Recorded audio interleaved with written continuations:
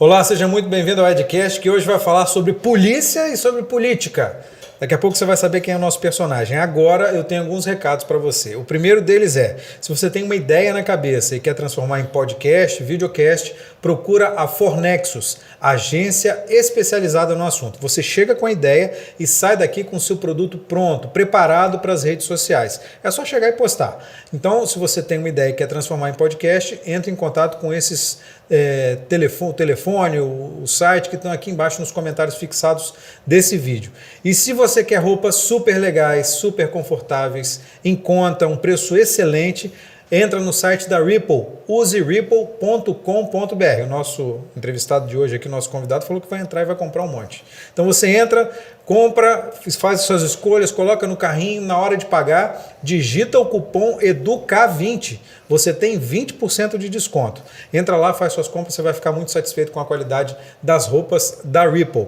Eu também chamo a sua atenção para você se inscrever no canal, é muito importante. Inscreva-se no canal, dê um like nesse vídeo que vai ficar muito legal, nos outros vídeos que a gente tem disponíveis aí. Aciona o sino das notificações para que cada vez que tiver um vídeo novo, uma entrevista, um bate-papo novo, você vai ficar sabendo na hora. Lembra você também que a gente está no Spotify, no Apple Podcast, Google Podcast, Deezer, Amazon Music, todas as plataformas de streaming a gente está lá. Então, você vai fazer a sua atividade física aí, dar aquela caminhada, fazer aquela corridinha no calçadão, tá dentro do carro, pode colocar as entrevistas do Edcast, os papos do Edcast no seu rádio para você ouvir onde você quiser, da maneira que você quiser. E a gente também está na TV Ambiental, canal 525 da NET. E agora vamos falar de polícia e sobre política. Leandro Piquet, tudo bom, Leandro? Tudo bem, Edu. Como é que surgiu essa ideia do delegado de polícia se tornar um político, se tornar vereador de Vitória? Cara, Edu, confesso que foi uma vontade que foi surgindo. Assim. Nunca sonhei em ser político na minha vida, assim, nunca passou na minha cabeça. Eu até brinco que minha mãe sofre comigo, né? Porque primeiro ela não queria que eu fosse advogado, eu fui. Depois ela não queria que eu fosse polícia, eu fui. Aí você deve estar satisfeito pra caramba com você e sua mãe, né? Aí depois eu me tornei político, assim. A comunidade, né, onde eu moro na Praia do Canto, me conheci meu trabalho na Praia do Canto, a gente construiu uma relação que eu acho que, assim, como servidor público, eu tinha que servir a sociedade, eu tinha que servir aquela comunidade em especial, que eu tinha competência territorial para lá. E ela acabou fazendo esse convite, presidente da Associação de Morador e da Associação Comercial. Falou, porque a gente não tem um nome bom para apoiar, a gente quer uma pessoa boa. Você topa? Aí eu refleti, já tinha recebido algumas sondagens, aí eu falei assim, vamos ver. Quando eu vi, quem estava indo por republicanos, que era o Lorenzo Pasolini. Que é delegado também. Que é delegado também, eu já conhecia ele, uma pessoa com uma reputação ilibada, estava fazendo um bom trabalho no Legislativo. Eu falei, olha, de repente é o momento de vir. Então, coloquei meu nome à disposição, sem estratégia de campanha, sem conhecer muito do processo político. E a gente sai sagrado com a surpresa de ser o quinto mais votado. Mais de 2.000 votos, né? 2.364 votos, o qual eu sempre agradeço a todo mundo que votou em mim. Legal. E para mim, sim, foi um grande desafio. Pedir voto foi o maior exercício de humildade que eu já fiz. Como é que é? Um cara que não está acostumado com a política, de repente tem que ir para a rua pedir voto, porque político é assim, né? Quando está concorrendo, tem que ir para a rua pedir voto, né? Não, mais do que isso, minha profissão, Edu. Eu dou ordem para um cara que tem uma ponto .40 na cintura todo dia. Então, realmente assim, você se moldar. Você mudar a sua forma de pensar, de ver o mundo, mudar o seu... Assim, você tem que virar a chave realmente.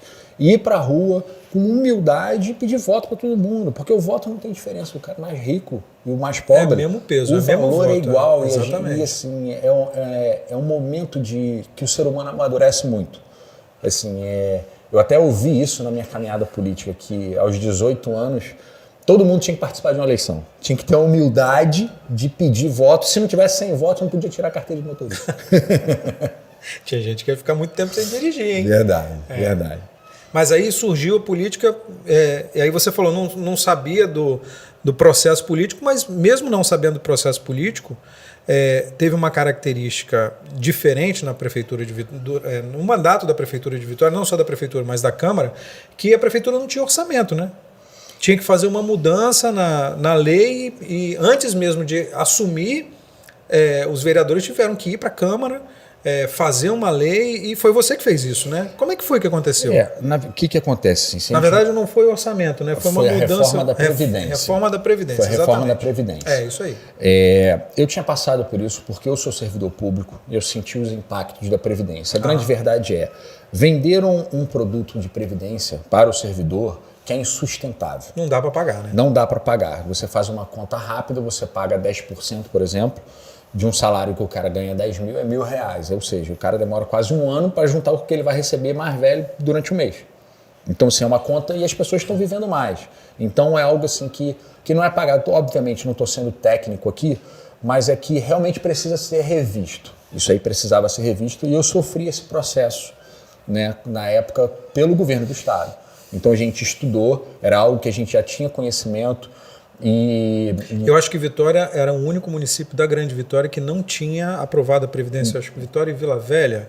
Já tinha. Na verdade, ele estava nessa pendência e poderia perder o repasse de verbas estaduais e federais que são importantes para a saúde, para a educação. Se não aprovasse a reforma da Previdência. Fora impactos no cofre público. Então, são movimentos que tem que fazer para adequar o orçamento, para a gente fazer uma distribuição da renda.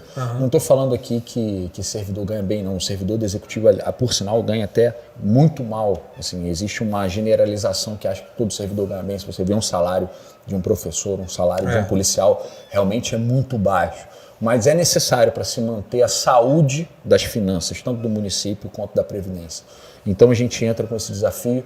Na época, o prefeito pediu para que eu liderasse o movimento, tanto é que eu fui líder do prefeito os 6 primeiros meses, que foram os meses mais difíceis, os meses que tinham que fazer esse esforço maior, você tinha que fazer um movimento com os vereadores, porque não são pautas muito bem aceitas, né? Não são bem vistas pelos servidores, os servidores reclamam. Definitivamente. Reclamam muito, assim, mas eu acho que política é isso. Política, você tem um problema e muitas vezes você tem que enfrentá-lo. E foi um processo assim, muito difícil, mas que está dando resultado. Vitória investia 10 milhões ano.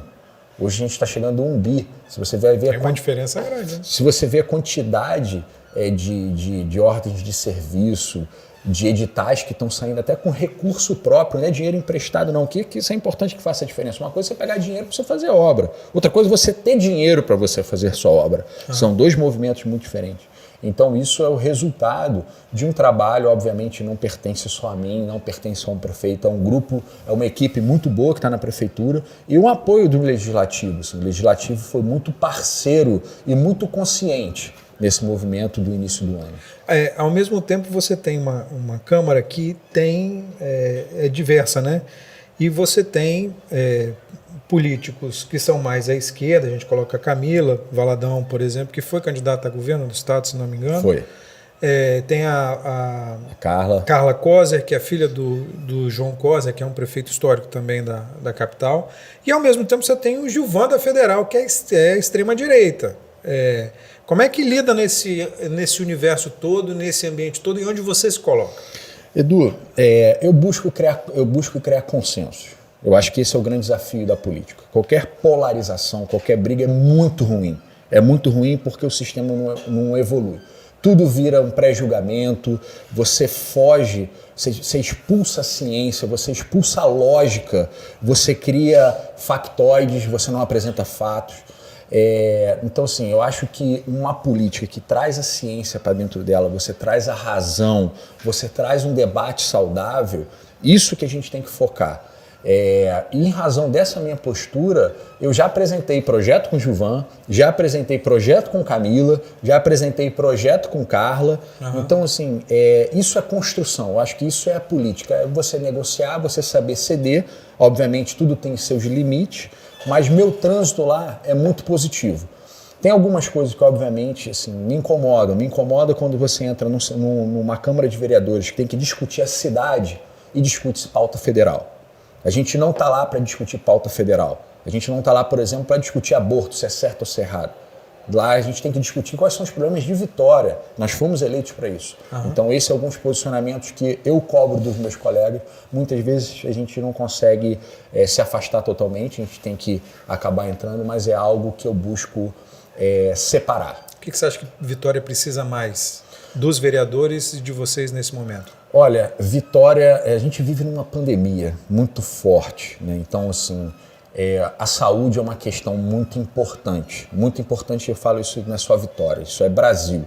Se você der uma olhada para o serviço de saúde de Vitória, Vitória tem um serviço de saúde muito bom. Inclusive, ela está atendendo, a gente recebeu um dado hoje, de 30% de pessoas que vêm do outro município. Então, sobrecarrega. A Grande Vitória, na verdade, se confunde muito, né? Vitória, Vila Velha, Serra, Cariacica, muita gente que trabalha na Serra, trabalha em Vitória, mora na Serra e às vezes usa um serviço de saúde de Vitória ou um outro serviço da cidade, né? Exato, e, sim, e às vezes tem até limitações de atendimento. Tem até limitações, você nem pode atender. Então, às vezes, as pessoas confundem, acham que não atenderam porque não quiseram atender. Mas tem legislações a respeito disso. Uhum. E outra coisa, Edu, que a gente viu que era necessário e o governo nos atendeu, foi a questão da educação. Eu sou presidente da Comissão de Educação. E como eu falei, assim, eu busco trazer ciência para a política. Então, eu fiz um processo seletivo no meu gabinete, contratamos 2 mestrandos, tá? Para estudar, para produzir políticas públicas de qualidade. Fizemos um levantamento. Na prefeitura, na cidade de Vitória, tem 102 escolas, entre CMEs e EMF. Uhum. A gente fez o levantamento em 93. Descobrimos que um dos principais problemas da educação de Vitória é a fome. Por incrível que pareça. As crianças chegam para estudar sem comer. Então ela tem hipoglicemia, ela chega irritada, ou chega molinha. Como é que essa criança vai aprender alguma coisa? É impossível aprender. Então a gente detectou esse problema, passamos para o prefeito vai fazer um investimento em torno entre 10 a 15 milhões ano, onde a criança, quando chegar, vai receber um jejum. Então ela chega, lanche antes da merenda, vai comer. E vai aumentar a colação para as pessoas, para as crianças no período da tarde. Uhum. Fora isso, vai aumentar a quantidade de merenda.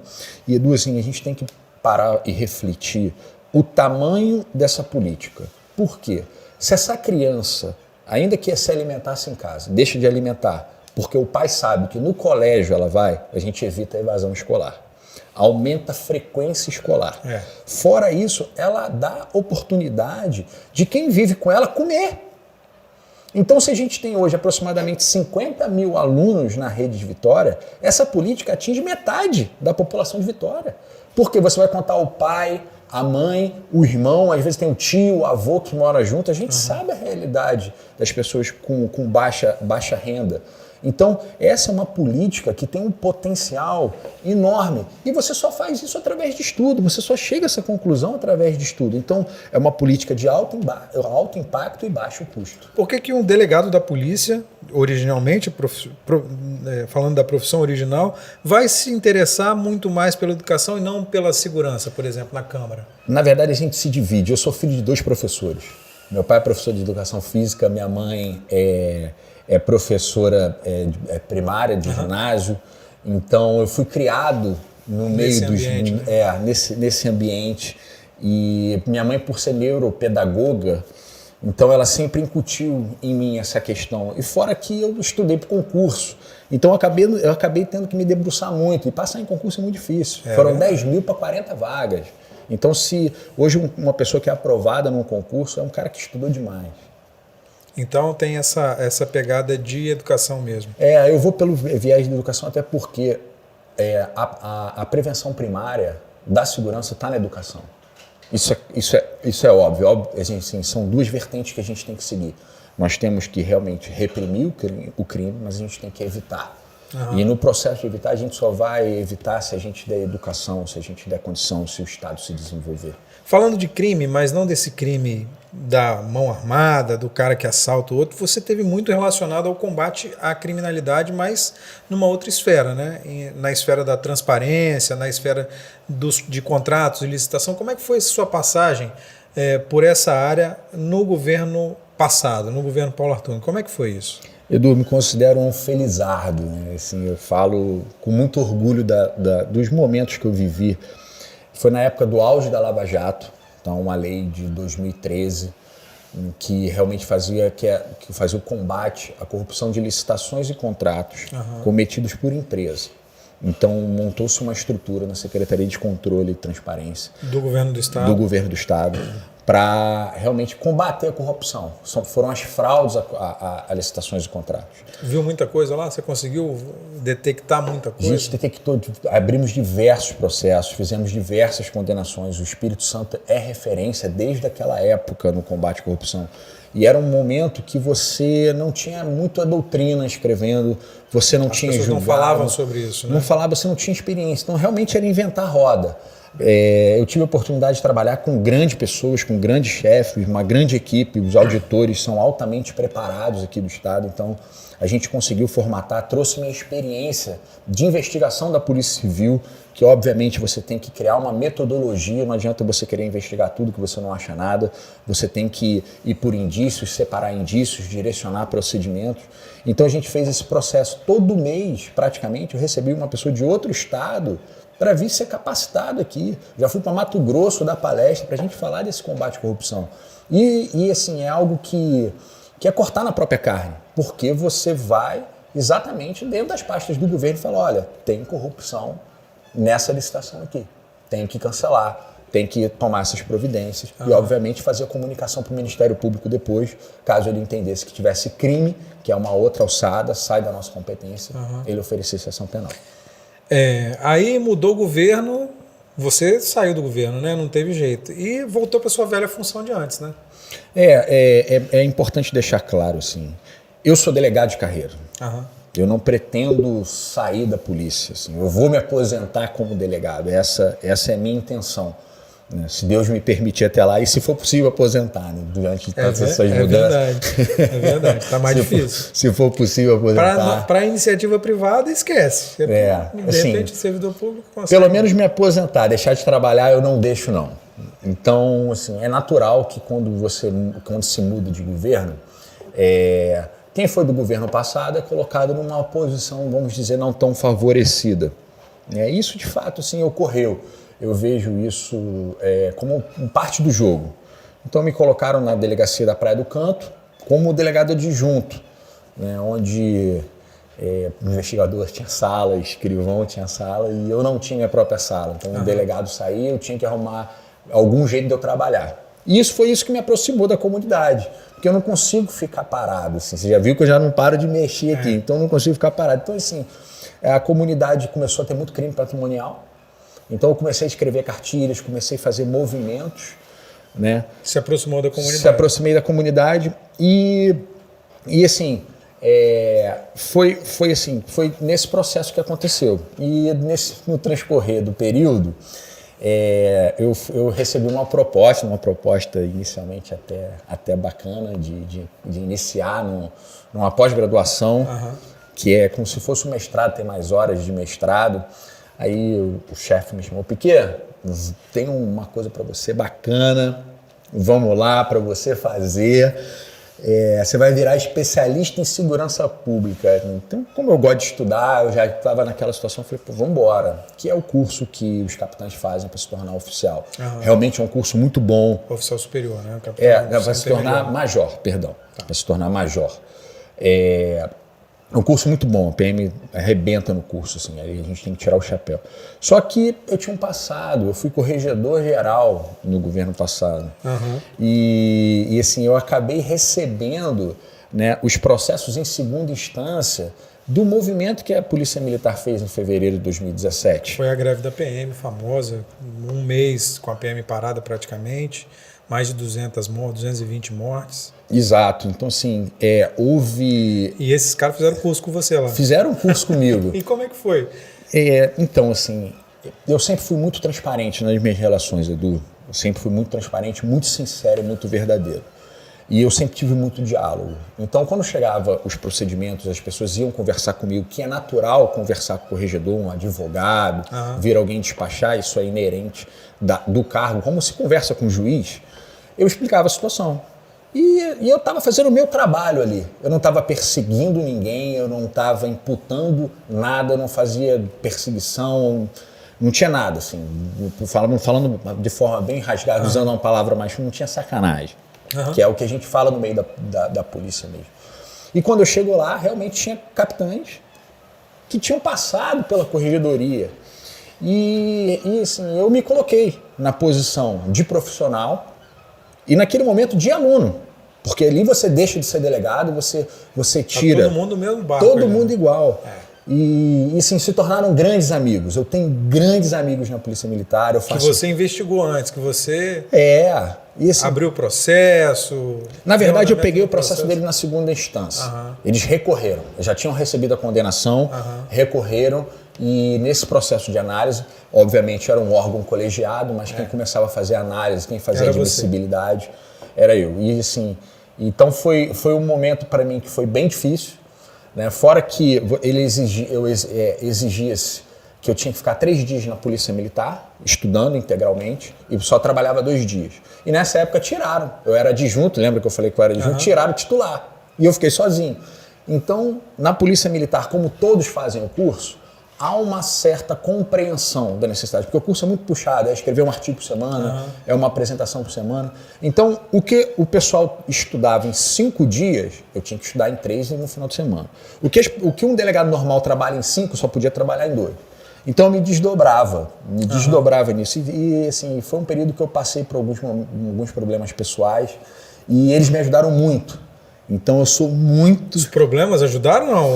Os policiais militares me ajudaram demais, me fizeram realmente, assim, eu pensei em desistir do curso várias vezes e eles com aquele espírito de união e de equipe, que eu acho que é singular da Polícia Militar, e a gente tem que ressaltar isso, me mantiveram lá, me ajudaram. Muitas vezes eu não correspondia na velocidade de fazer um trabalho, então eles me ajudavam com materiais, me reportavam informações necessárias para eu conseguir dar minha contribuição sem prejudicar ninguém. Do ponto de vista de quem estava lá dentro, quando aconteceu, por que aconteceu a greve da PM? O que você acha que aconteceu? Olha, a greve da PM, assim, a motivação dela é muito justa. Tá? A motivação, a reivindicação é muito justa. O policial ganha muito mal, Edu. O policial tem condições muito ruins de trabalho. Você vê coisa ruim todo dia. Ele precisa de um mínimo de um amparo. Então, assim, o processo de reivindicação eles não tá fora, não. Se você vê a condição hoje das unidades, assim, é muito ruim. É muito ruim. A condição de trabalho do policial é muito ruim. Então tem que melhorar. Eles são responsáveis pela nossa segurança e o policial tem família. Mas você acha que isso justifica cruzar os braços e falar, não vamos trabalhar? Assim, a gente pode criticar o processo, a forma, não o motivo. Não o motivo. Não, ok. Não o motivo, reivindicar melhores salários é justo. A forma. Mas parar, principalmente numa categoria que não pode parar. Eu acredito que a forma transcendeu os limites. Concordo. A forma de reivindicar transcendeu os limites. Tanto é que resultou no que resultou. Isso aí é uma coisa clara. Mas aí eu devolvo a pergunta assim, e aí? E até hoje? O que foi feito para melhorar isso? Muito pouco. Então, o que a gente vê, por exemplo, o governador Renato Casagrande entrou, algumas das primeiras medidas foram, por exemplo, anistiar. Teve uma anistia aos policiais grevistas. Tem um movimento de reequipamento da polícia, né? Viaturas, armamento, a gente vê isso acontecendo na mídia.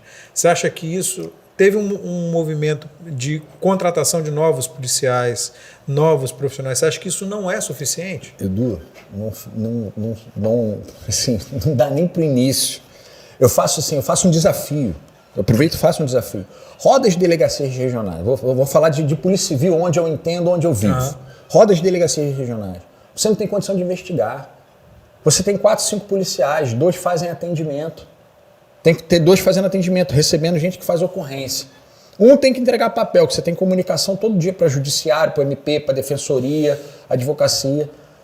Então, assim, como é que você investiga? Você não tem condição de investigar. E você vai nas especializadas mesmo. É muito pouca gente para investigar.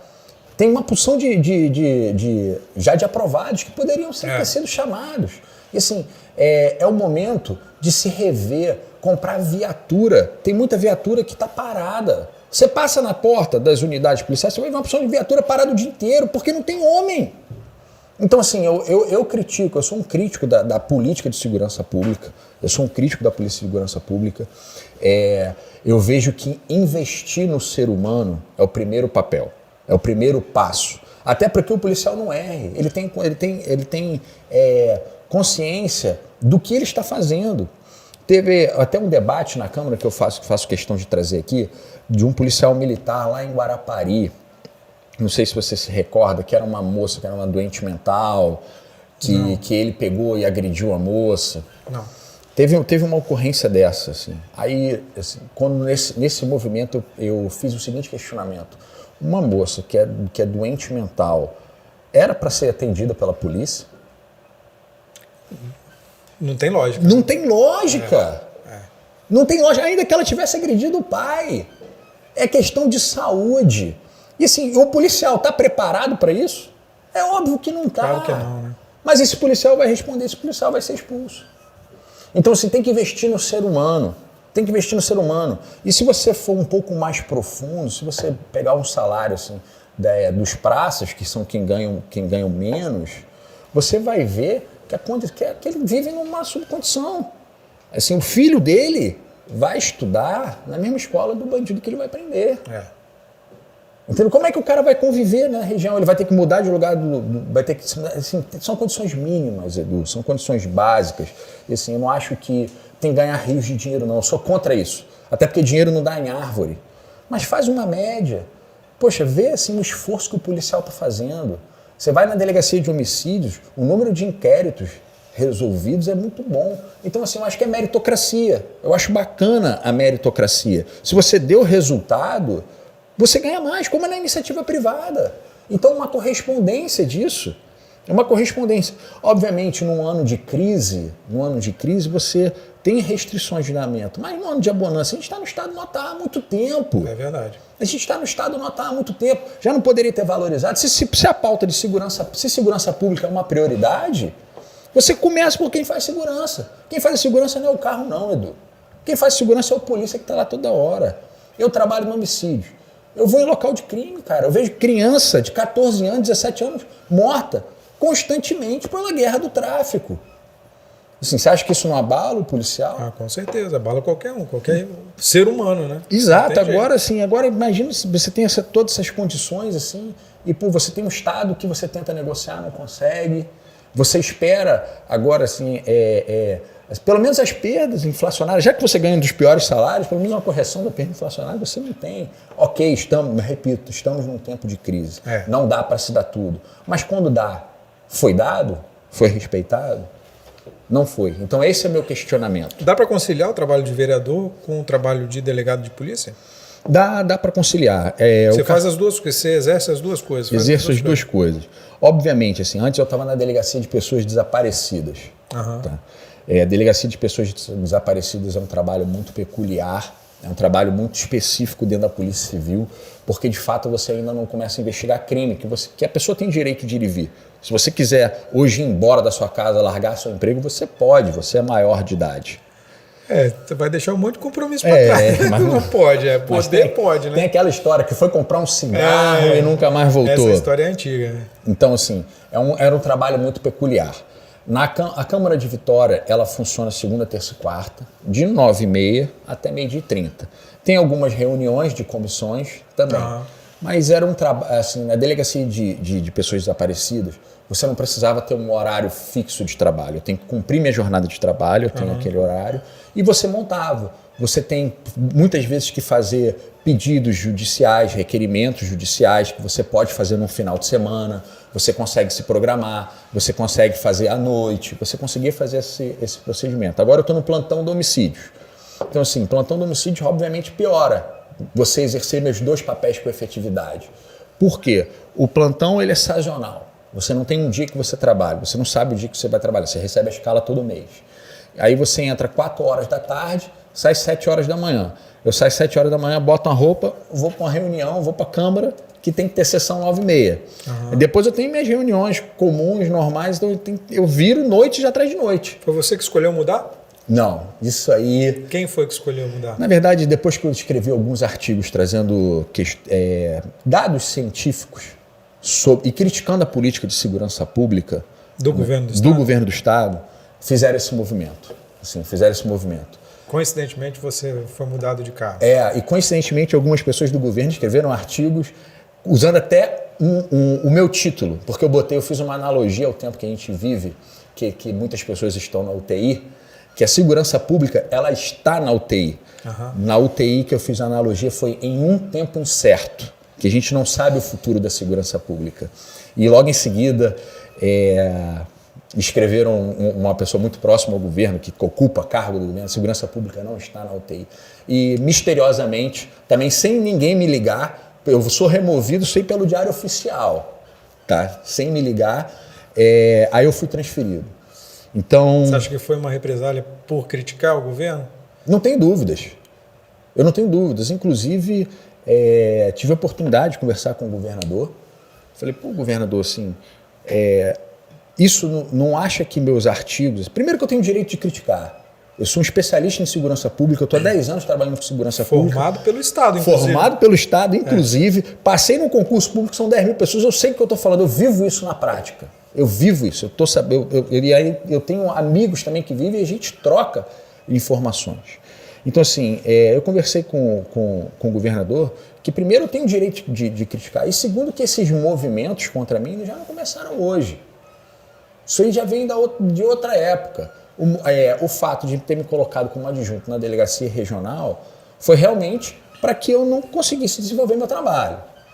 Depois a gente passa, eu sou transferido, né? No último dia, no Diário Oficial, exclusivo para mim, sem ninguém me avisar, faltando 15 dias para meu filho nascer, num plantão que desorganiza a sua vida inteira. Uma coisa é você trabalhar no expediente. Outra coisa é o plantão. Outra coisa é um plantão, sem me avisar. E assim, e não adianta falar que eu não sabia não, porque eu conversei com todo mundo. E assim, e algo que eu não falei isso na campanha, a gente até conversou um pouquinho antes, meu filho nasceu com um problema, assim, eu conversei isso lá. Meu filho nasceu com uma deficiência física, que é óssea, vascular e muscular. Tá? Parece que é uma coisa simples, não, é uma deficiência física, ela não tem cura, mas ela é tratável, que é pé torto congênito. Então, assim, botou 10 gessos. Para uma criança de 1 ano. Recém-nascido, botou engessou com o primeiro gesso foi com 12 dias. Quando caiu o umbigo, foi botar gesso. Puxa vida. Aí, assim, todo domingo, Edu, eu que serrava o gesso dele. Então, assim, imagina você pegar uma serra, serrar o gesso de um recém-nascido, assim, com medo de cortar a perna da criança, aí tendo que fazer plantão, aí para dar banho numa criança recém-nascida com 2 gessos, precisa de 3 pessoas. Quando você está no expediente, você se organiza. Você vai para casa na hora do almoço, delegacia próxima, você vai lá e acerta. Você sai do expediente 6 horas da tarde, você sabe que 6 horas da tarde você está lá todo dia. Agora no plantão, que você não sabe sua rotina, que você fica 12, 24 horas fora, como é que a esposa faz isso sozinha? Aí depois, chegou num momento que ele precisou operar. E eu entrei com um pedido de férias. Tinha várias férias vencidas. Pergunta se me responderam. Nem responderam? Não responderam, deixaram para cima da hora. E eu recebi, graças a Deus, eu tenho bons amigos na polícia. Na verdade, 99% da polícia é minha amiga e assim, são amigos entre si. É bom que se coloque isso. Falaram que não ia conceder. E se concedesse, ia conceder por 15 dias. Aí eu tive que tirar a licença para tratamentos de terceiro. Tá? É uma licença que tem previsão legal, só que isso acaba a carreira, cara. Eu era o 4º da promoção, eu fui para penúltimo. Eu não sei nem se eu chego no último estágio da minha carreira da polícia. Por causa disso? Por causa disso. E eu com férias. Aí depois, eu sou transferido no último dia, faltando 15 dias, com meu filho com um problema. Aí eu escrevo o artigo e me bota assim... Calma aí, né? Você se arrependeu de ter escrito o artigo? Não. Escreveria de novo, mesmo sabendo que poderia acontecer isso? Escreveria. Edu, assim, eu entendo que a gente precisa evoluir. A sociedade precisa de pessoas com coragem. A sociedade precisa de pessoas que façam críticas, mas críticas ponderadas, com base em dados. E tudo que eu escrevi foi com base em dados e dados fornecidos pelo Estado, tá? Ou teorias, ou questões em livros. Não é nada arbitrário, não foi nada ofensivo. E no próprio artigo, se você buscar, eu falo, vou sofrer represálias. No último parágrafo eu falo. Já sabendo que já sabia que ia receber, já sabia. Já estava recebendo sinais. Eu já estava, então assim, acabaram com a minha carreira de delegado, porque eu não sei se eu chego até o final. entendeu? Prejudicaram a minha família. E eu falei isso pro governador. Falei, governador, assim, pelo amor de Deus. Aí ele falou, não, em uma semana eu dou a resposta. Pergunta se ele me ligou. Não deu resposta. Não deu. Virou adversário político? O governador virou adversário político? Ele não tem problema pessoal contra o governador. Assim, zero. Zero. Ao contrário, eu vejo o governador como, assim, ele como pessoa, uma excelente pessoa. Mas eu discordo dele, a maneira dele fazer política, a maneira dele fazer gestão. Como ele tem algumas discordâncias em relação a mim, em relação aos outros gestores, isso é natural do processo. Mas eu não levo essa situação para o campo pessoal, não. Eu não levo. Obviamente, temos diferenças mais diretas com outras pessoas, porque eu acho que transcenderam um pouco dos limites. Ao negarem minhas férias, ao me transferirem sem me ligar. Até porque são delegados igual a mim. Delegado, você não tem diferença hierárquica. A hierarquia é administrativa. Um dia ele está em cima, um dia está embaixo. Então, um mínimo de respeito e consideração tem que ter. Isso não é exclusivo meu, não. É bom que fique claro. Não é só algo exclusivo do Piqueirão. Isso aí digamos assim, é endêmico. Isso é uma das coisas que eu critico. Como é que eu não vou criticar isso? Como é que eu não vou criticar? Então, assim, isso são movimentos naturais que eu faço, não tenho problema em falar, e eu falo abertamente. E falei isso para o governador está ciente disso. Uhum.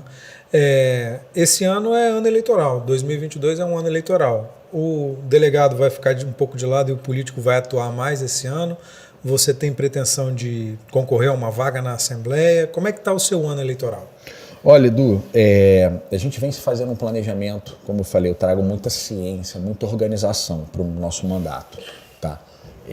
O meu partido está pedindo muito para que eu venha. Eu estou andando na rua, as pessoas estão pedindo para que eu assuma esse compromisso. Tá?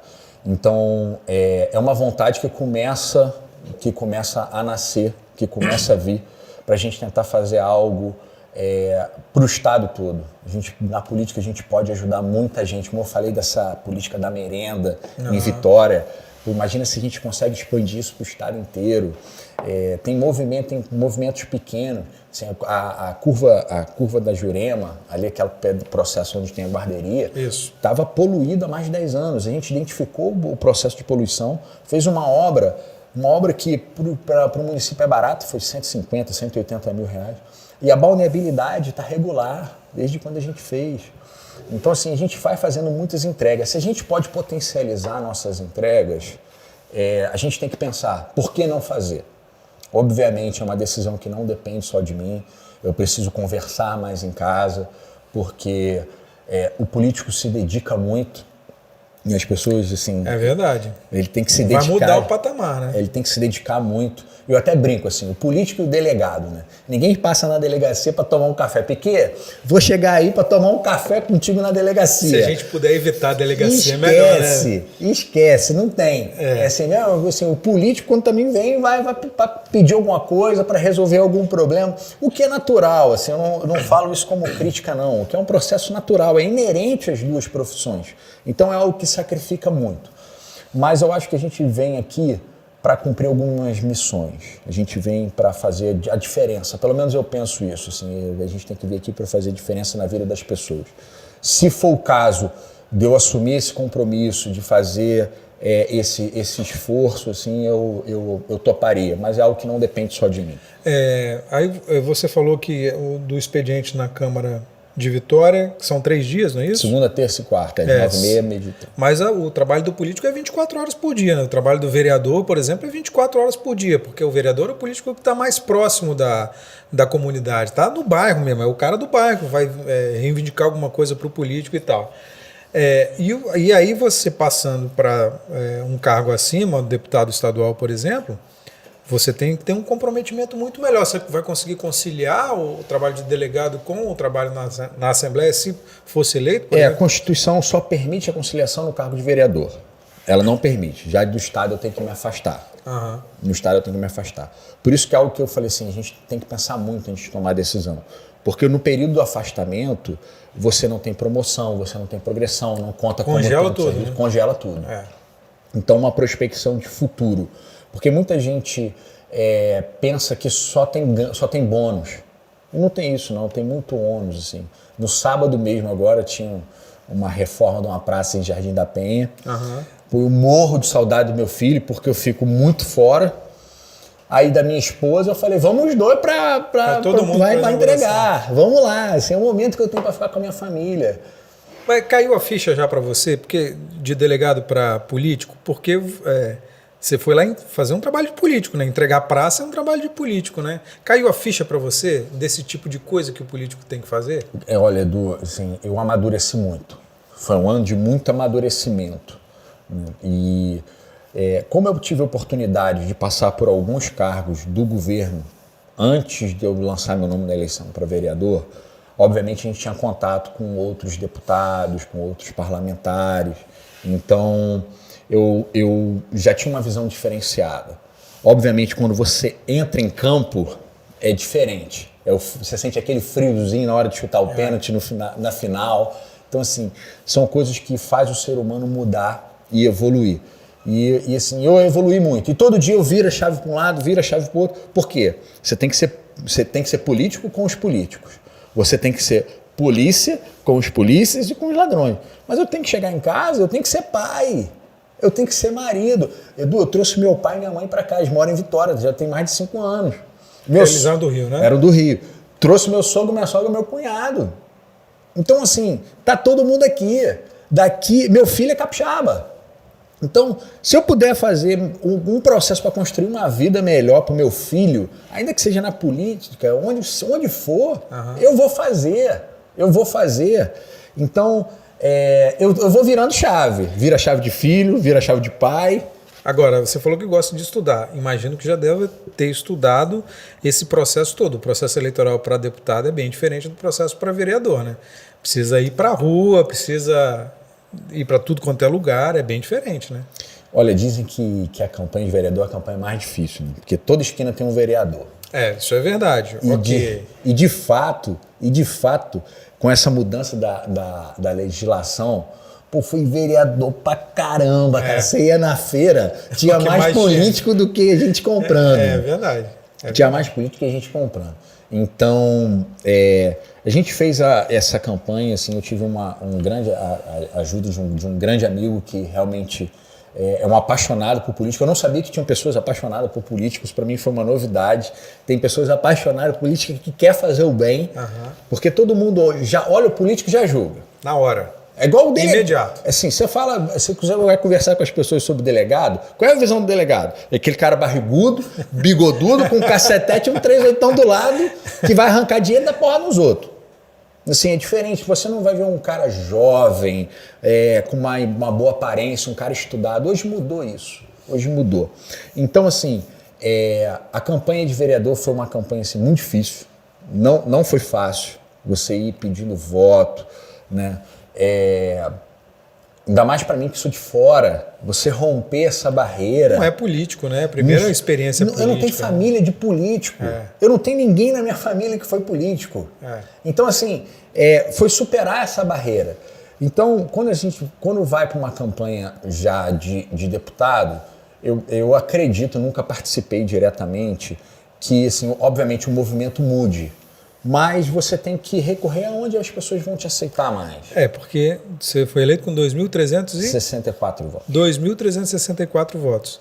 Para ser eleito deputado, você vai Multiplica ter que ter... 10. Você vai ter que ter 20 mil votos, 25 mil votos, 19 mil votos. Eu acho que na última eleição, o último deputado deve ter entrado com 14 ou 15 mil votos. Foi, acho que 12, por causa da legenda. Exatamente. Por causa, então, mas é muita coisa a mais, né?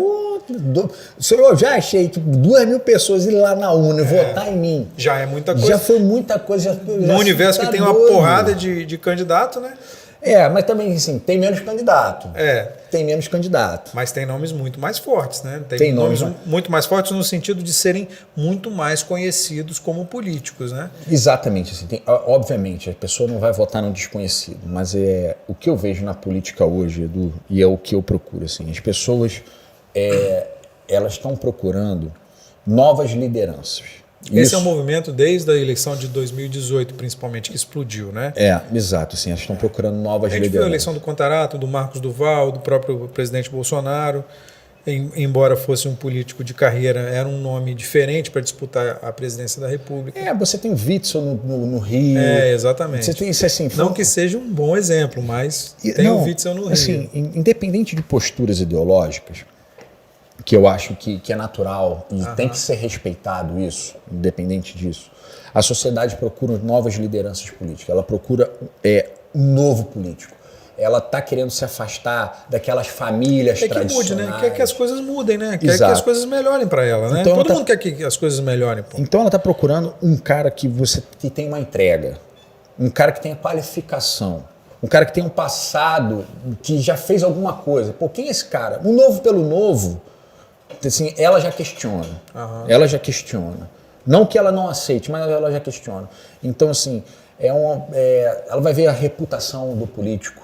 Ela vai ver se ele é de família tradicional, se não é. Eu acho que ela vai preferir uma liderança nova, surgimento de novas lideranças, reputação ilibada, histórico de entrega, se o cara tem projeto. Você acredita nessa coisa, nessa linha de família tradicional, pensamento mais conservador? Você é dessa linha? Olha, eu sou... O partido, os republicanos... É um partido de centro-direita. Exatamente. Tem muito dessa linha. O próprio prefeito Pasolini foi eleito com essa linha, né? Ele sempre foi muito dessa linha, né? Da família tradicional, do conservadorismo, sempre foi muito isso. Você é assim também? Edu, minha família é tradicional, se você partir da premissa que é um homem e uma mulher casado. Então, se isso é tradição, minha família é tradicional. Eu tenho um filho, eu sou cristão. Então, se isso é ser tradicional, eu sou tradicional. Então, eu acho que é nessa linha. Mas, cara, o mundo está evoluindo. A gente precisa respeitar as pessoas. A gente precisa estar aberto a mudanças. A gente precisa criar consenso. A gente precisa saber conviver. A gente precisa julgar menos. A gente precisa ouvir o outro. Não é só ouvir de entrar por aqui e sair por ali. Ouvir na posição do outro. Então, assim, e essa questão de esquerda, quando você debate esquerda e direita, se você buscar o conceito, o que é conceito de esquerda e direita? Se você buscar na história isso, foi um movimento lá atrás que quem apoiava um setor sentado do lado direito, quem apoiava outro setor sentado do lado esquerdo. Exatamente. Porque assim, a direita é pauta progressista. Aí se você falar em pauta progressista, mas é contra o aborto, é liberal, é contra o aborto? Você libera a economia, que é contra o aborto?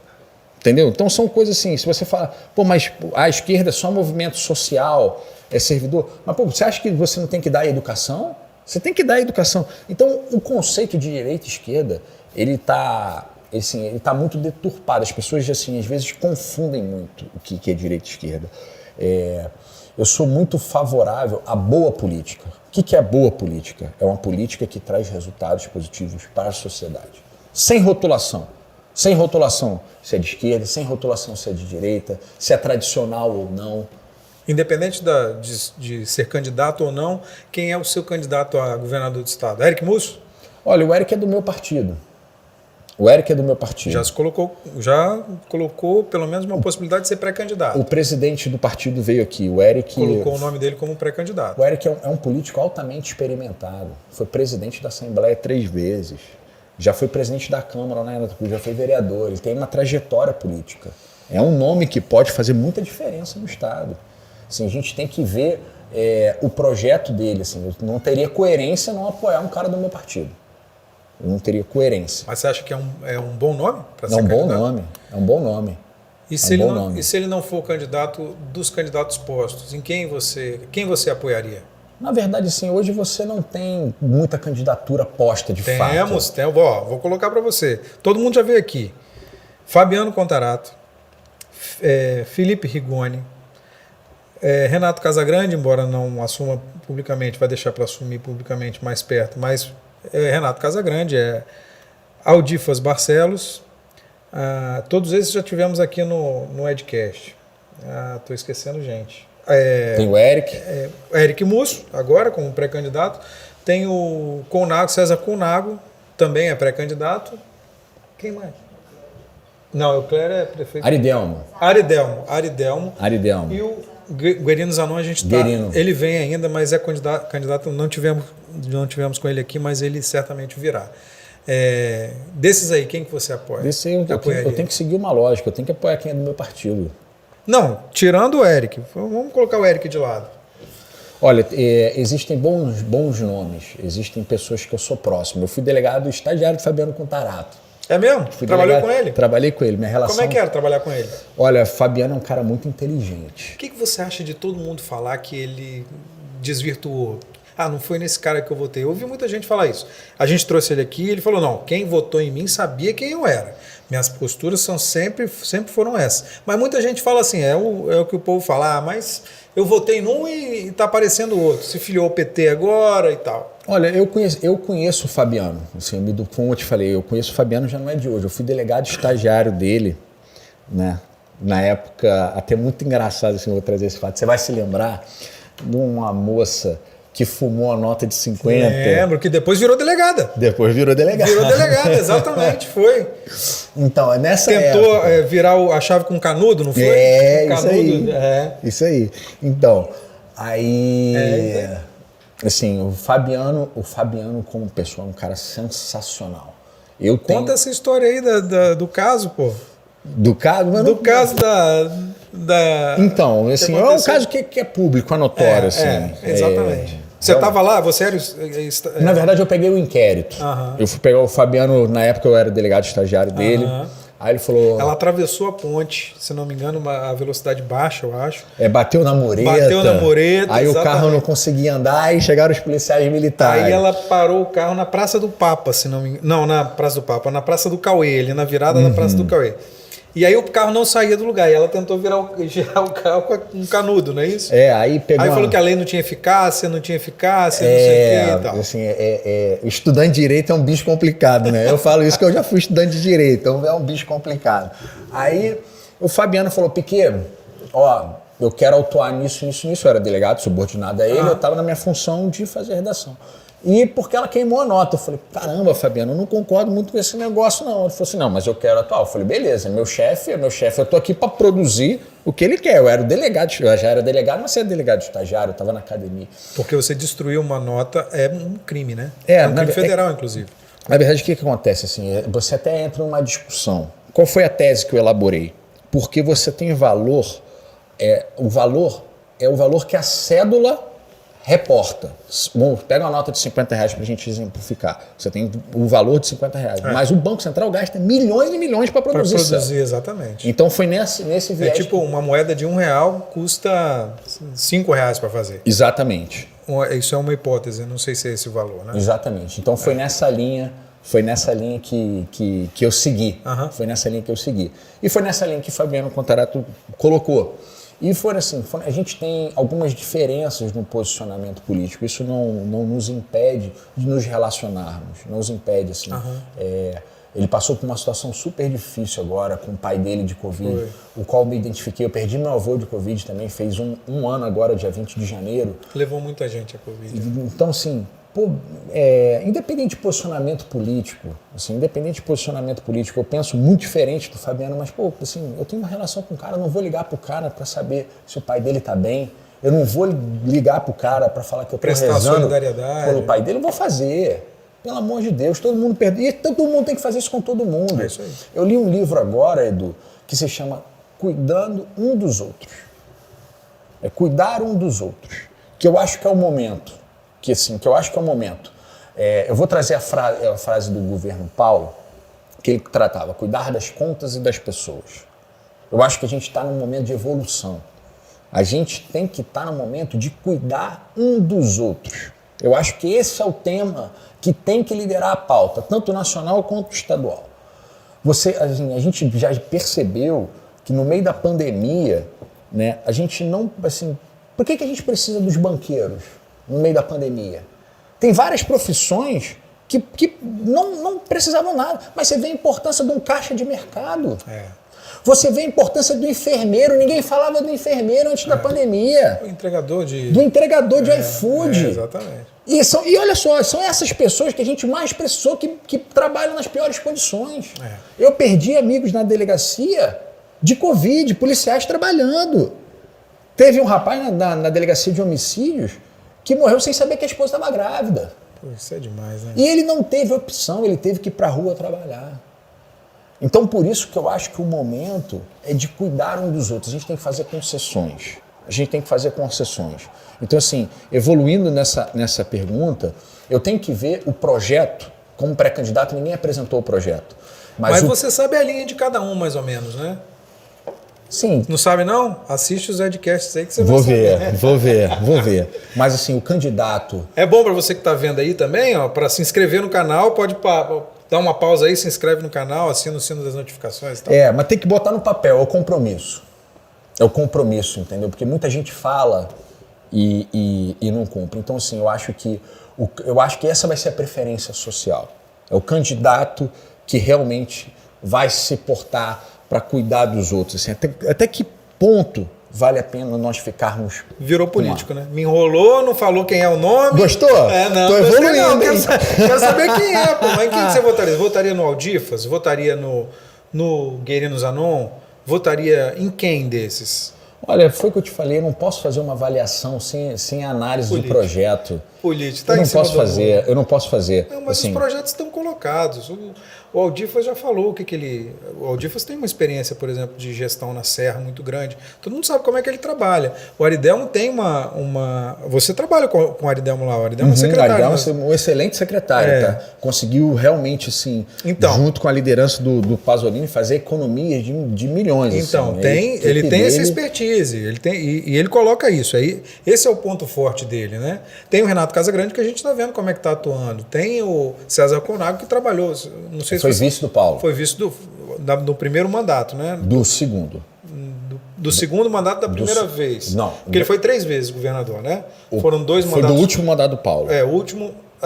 Foi do último mandato do Paulo. Isso, exatamente.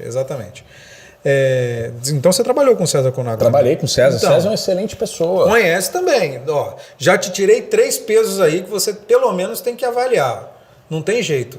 Foi isso que eu tô te falando, assim, ninguém apresentou um projeto, Edu. Eu não posso, assim... Tudo bem.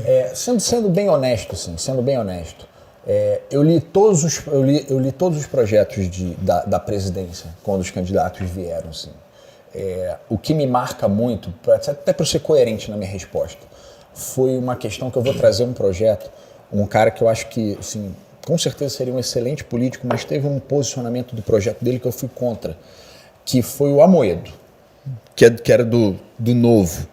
Ele trouxe um projeto similar ao Obamacare, né? Uma mudança da política de saúde.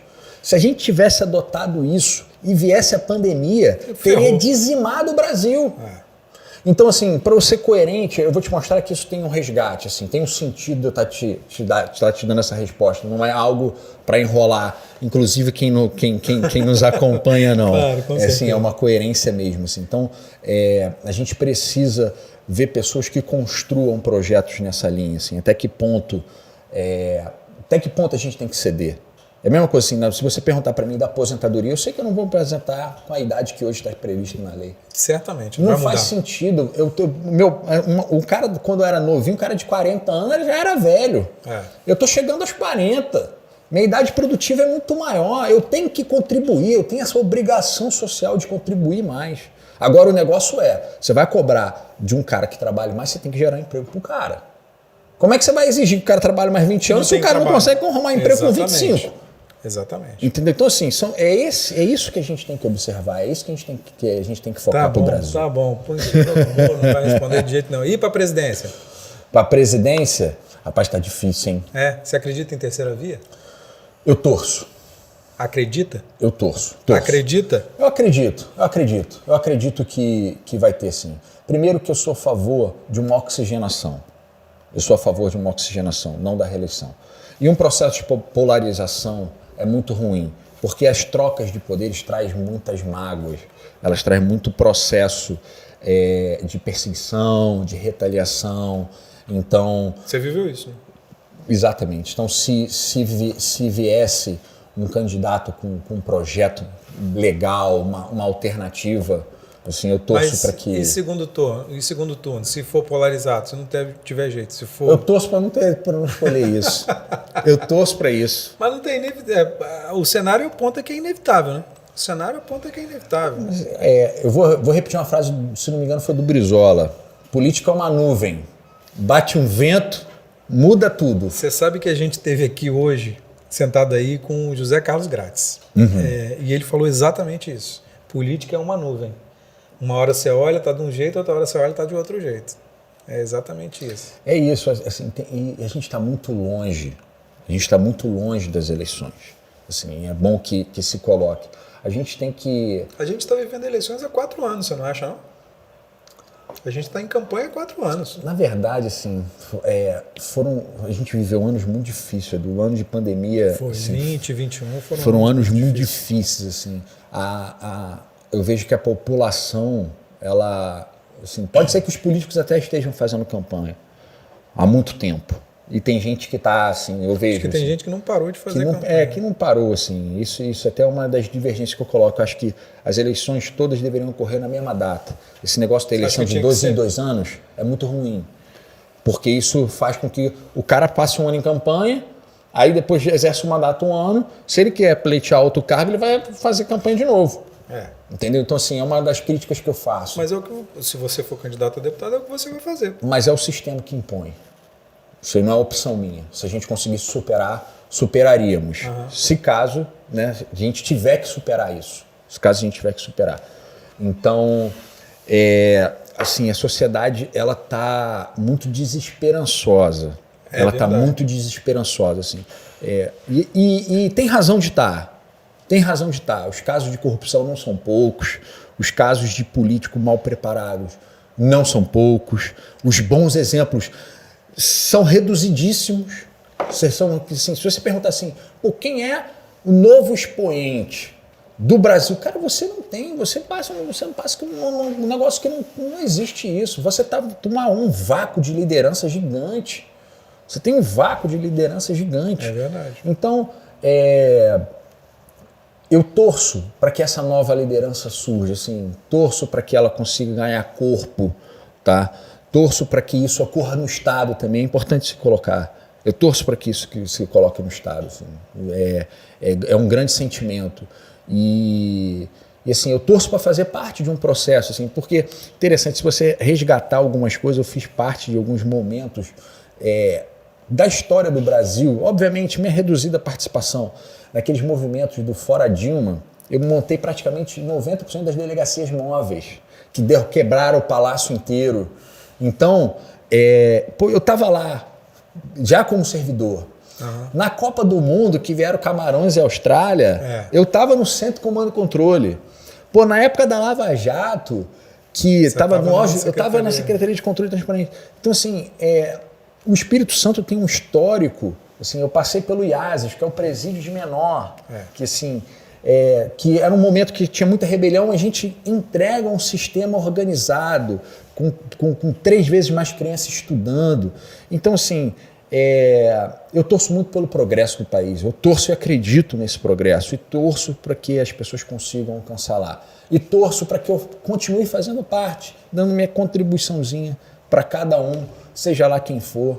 Se quiser conversar, quiser me ajuda, eu vou prestar humildemente nas minhas condições, obviamente. Leandro Piquet, delegado de polícia e vereador de Vitória. Muito obrigado. Valeu, Leandro. Valeu, Edu. Obrigado. Espero que você tenha gostado do papo. Gostamos todos, com certeza. Foi um prazer estar aqui, uma oportunidade de eu falar um pouquinho mais de mim, de coração. Valeu. Legal. Valeu.